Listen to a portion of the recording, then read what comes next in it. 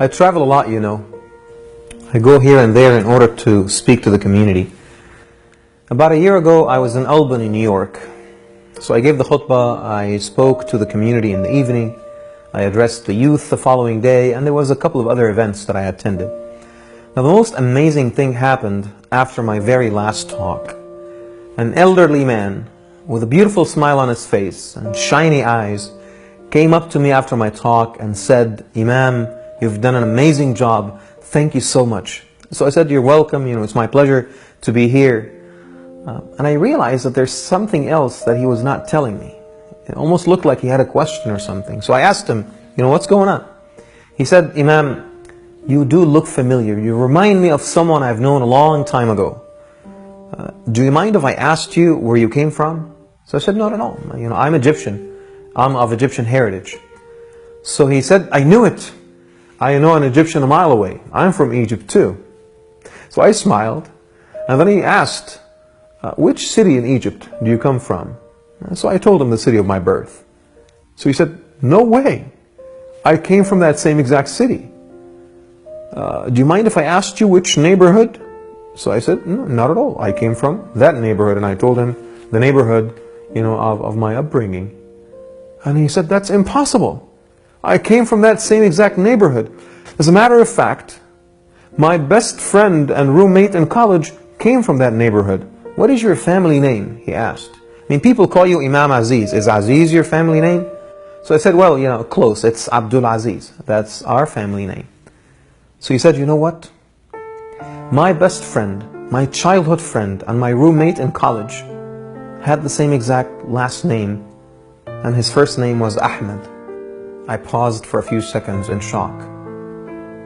And I told him, "Ahmed Abdul Aziz?" He said, "Yep, Ahmed Abdul Aziz, my best friend.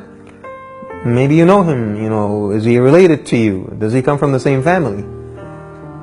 And I said, "Well, if we're talking about the same person, that could possibly be my dad.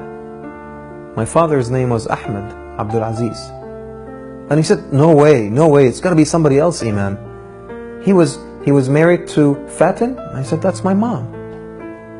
"Ahmed Abdul Aziz of the Faculty of Science?" he asked. And I said, Yep, that's my dad." And then he looked at me and utterly shocked.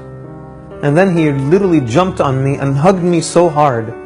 And in the middle of that tight squeeze, he said, "Imam, your dad is an amazing man. I miss him so much.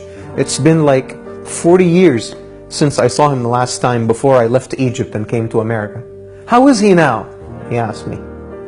In the middle of my tears, I said, "Well, my dad passed away." And then he looked at me and he said, "That's impossible. When?" And I said, he passed away about 15 years ago."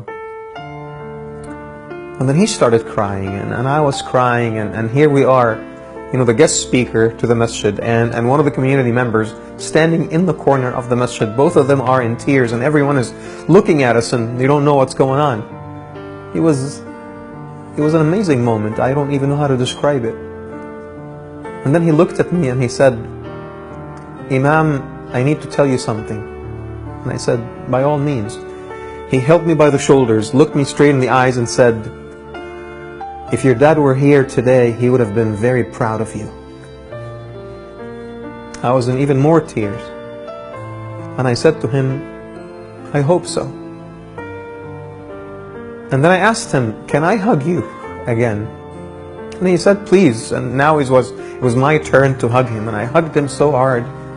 And in the middle of the hug, I just imagined that he was my dad.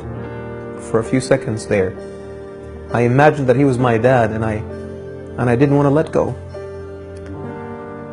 And then I was reminded of the ayah in the Quran in which Allah says, وَقُلْ رَبِّ ارْحَمْهُمَا كَمَا رَبَّيَانِي صَغِيرًا. He taught us to pray on behalf of our parents and say, "Lord, treat them with compassion as they have taken care of us when we were young." I need to tell you something. One of the greatest blessings of this life is our parents.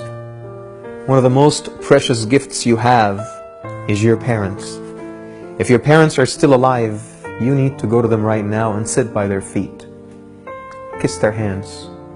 Kiss them on the forehead. Smile on their faces. serve them, take care of them, comfort them, be there for them. For wallahi, we only appreciate the value of the beautiful things we have when they're taken away from us.